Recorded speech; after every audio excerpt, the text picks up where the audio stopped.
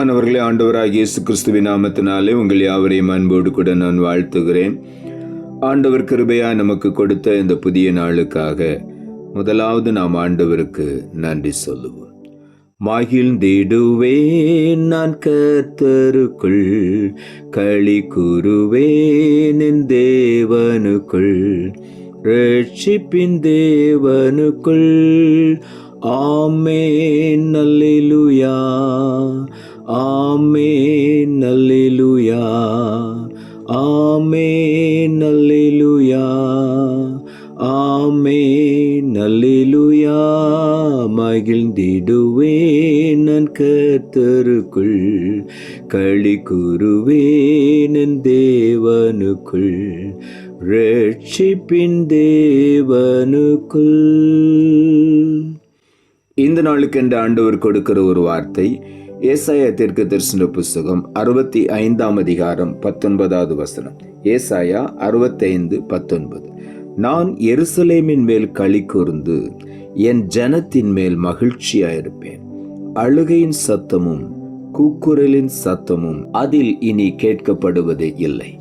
இந்த காலை வேளையில் ஆண்டவருடைய வார்த்தை சொல்லுகிறது, நம்முடைய தேவனாகிய கர்த்தர் எருசலேமில் மேல் களி கூர்ந்து என் ஜனத்தின் மேல் மகிழ்ச்சியாயிருப்பேன் என்று சொல்லுகிறார். எருசலேம் என்றால் தேவன் தங்குகிற ஒரு இடம். ஆண்டவர் சொல்லுகிறார், நீங்களே அந்த ஆலயம் என்று சொல்லி. ஆகவே தான் ஆண்டவருடைய வார்த்தை சொல்லுகிறது, நான் எருசலேமில் மேல் களி கூர்ந்து. நம் ஒவ்வொருவரையும் ஆண்டவர் தம்முடைய ஆலயமாக தங்கி வாசம் பண்ணுகிற வாசஸ்தலமாக ஆண்டவர் ஆசீர்வதித்து அங்கே தங்கி அவர் களி கூற போகிறார். அதைத்தான் அவர் விரும்புகிறார். நான் எருசலேமின் மேல் களி கூறுவேன், என் ஜனத்தின் மேல் மகிழ்ச்சியாயிருப்பேன். என் ஜனம் என்று ஆண்டவர் நம் ஒவ்வொருவரையும் பார்த்து உரிமையாய் சொல்லுகிறார். என் ஜனங்கள் ஒருபோதும் வெட்கப்பட்டு போவதில்லை. என் ஜனங்கள் நான் அளிக்கும் நன்மையினால் திருப்தி ஆவார்கள். இங்கே ஆண்டவர் சொல்லுகிறார், என் ஜனத்தின் மேல் நான் மகிழ்ச்சியாயிருப்பேன். ஆகவே இந்த காலை வேளையில ஆண்டவர் தம்முடைய ஜனத்தின் மேல் களி கூர்ந்து மகிழ்ச்சியாயிருக்கும் பொழுது என்ன நடக்கிறது? அதன் பின்பு அங்கே அழுகையின் சத்தம் கேட்கப்பட மாட்டாது. கூக்குரலின் சத்தமும் இனி அங்கே கேட்கப்படுவது இல்லை என்று ஆண்டவர் சொல்லுகிறார். கர்த்தர் நம்மேல் களி கூறும் பொழுது, நாம் அவருடைய ஆலயமாய் அர்ப்பணிக்கப்படும் பொழுது அவர் தம்முடைய ஜனமாகிய நம்மேல் மகிழ்ச்சியாயிருப்பார், மகிழ்ந்து களி கூறுவார். ஆண்டவர் நமக்குள்ளே மகிழ்ந்து களி கூறும் பொழுது நாம் ஒருபோதும் அலறலின் சத்தத்தை கேட்பது இல்லை, அழுகையின் சத்தத்தை கேட்பது இல்லை. கூக்குரலின் சத்தமும் இனி நம்முடைய வாழ்க்கையிலே கேட்கப்படுவது இல்லை என்று இந்த காலை வேளையில் ஆண்டவர் சொல்லுகிறார். ஆகவே நாம் அதை விசுவாசிப்போம். நம்முடைய வாழ்க்கையை ஆண்டவர் களி கூர்ந்து மகிழ பண்ணுவார். சங்கீதங்களின் புஸ்தகம் 90 அதிகாரம் 14 வசனம் சொல்லுகிறது, நாங்கள் எங்கள் வாழ்நாளெல்லாம் களி கூர்ந்து மகிழும்படி காலையிலே எங்களை உமது கிருபையினால் திருப்தியாக்கும் என்று. இந்த காலை வேளையில தாவீது சொல்லுகிறார், காலையிலே எங்களை உம்முடைய கிருபையினாலே, புதிய புதிய கிருபையினாலே எங்களை திருப்தியாக்கும். அப்பொழுது எங்கள் வாழ்நாளெல்லாம் நாங்கள் களி கூர்ந்து மகிழ்ந்து கொண்டே இருப்போம். நம்முடைய வாழ்நாளெல்லாம் களி கூர்ந்து மகிழ பண்ணுகிற ஒரே ஒரு காரியம் தேவனுடைய கிருபை. காலை தோறும் அது புதிதாக இருக்கிறது. அந்த கிருபையினால் நம்மை திருப்தியாக்கும் பொழுது நாம் வாழ்நாளெல்லாம் களி கூர்ந்து மகிழுவோம். நீதிமொழிகளின் புஸ்தகம் 12 அதிகாரம் 25 வசனம் சொல்லுகிறது, மனுஷனுடைய இருதயத்தில் உள்ள கவலை அதை ஒடுக்கும், நல் வார்த்தையோ அதை மகிழ்ச்சியாக்கும். எப்படி ஆண்டவருக்குள் நாம் மகிழ்ந்திருப்பது? அவருடைய வார்த்தையினாலே. அவருடைய வாயிலிருந்து புறப்பட்டு வருகிற ஒவ்வொரு கிருபையுள்ள வார்த்தைகளும் நம்முடைய வாழ்க்கையை மகிழ்ச்சியாக்குகிறது. மனுஷனுடைய இருதயத்தில் உள்ள கவலை அதை ஒடுக்கும் என்று எழுதப்பட்டிருக்கிறது. கவலை நம்மை ஒடுக்குகிறது, ஆனால் நல் வார்த்தை, ஆண்டவருடைய கிருபை பொருந்திய வார்த்தை நம்மை மகிழ்ச்சியாக்கும். ஆகவே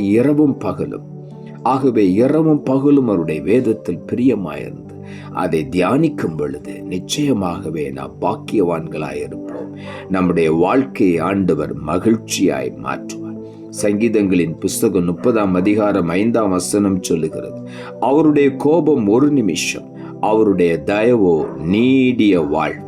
சாயங்காலத்தில் அழுகை தங்கும், விடியற் காலத்திலே களிப்பு உண்டாகும் என்று வேதம் சொல்லுகிறது. ஆண்டவருடைய கோபம் ஒரே நிமிஷம்தான், ஆனால் அவருடைய தயவு வாழ்நாளெல்லாம் நம்முடைய வாழ்க்கையில நிலைத்திருக்கும்.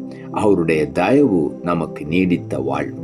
சாயங்காலத்திலே அழுகை இருக்கும் பொழுது விடியற்காலத்திலே ஆண்டவர் அந்த அழுகையை மாற்றி களிப்பாக நம்மை களிகூற பண்ணுவார். ஆகவே இந்த காலை வேளையில காலையையும் மாலையையும் களிகூற பண்ணுகிற ஆண்டவர் ஒருபோது நாம் அழுகையிலே நாம் அப்படியே உட்கார நம்மை விடவே மாட்டார். அந்த அழுகையை களிப்பாய் மாற்றுவார். சாயங்காலத்தில் அழுகை இருக்கலாம், ஆனால் விடியற் காலத்திலே களிப்பு. இந்த காலை வேளையில் ஆண்டவர் நம்மை களிகூற பண்ணுகிறார். ஆகவே நாம் உற்சாகமாய் காணப்படுவோம். சங்கீதங்களின் புஸ்தகம் 84ஆம் அதிகாரம் 6ஆம் வசனம் சொல்லுகிறது, அழுகையின் பள்ளத்தாக்கை உருவ நடந்து அதை நீரூற்றாக்கி கொள்ளுகிறார்கள், மழையும் குளங்களை நிரப்பும் என்று. இந்த காலை வேளையில அழுகையின் பள்ளத்தாக்கையை நாம் ஊடுருவி நடந்து போய் அந்த அழுகையின் பள்ளத்தாக்கையை நாம் நீரூற்றாய் மாற்றிக்கொள்வோம். காரணம், அந்த அழுகையை களிப்பாய் மாற்றுகிற கர்த்தர் நம்மோடு கூட இருக்கிறார். நாம் அவரை மகிமைப்படுத்த, அவரை துதிக்க ஆரம்பிக்கும் பொழுது அவர் நமக்குள்ளே மகிழ்ந்து களி கூறுவார். எல்லா பலவீனங்களும் நம்மை விட்டு மாறிவிடும். அழுகையின் பள்ளத்தாக்கு இனி நமக்கு கிடையாது. அழுகையின் கூக்குரல் இனி கிடையாது.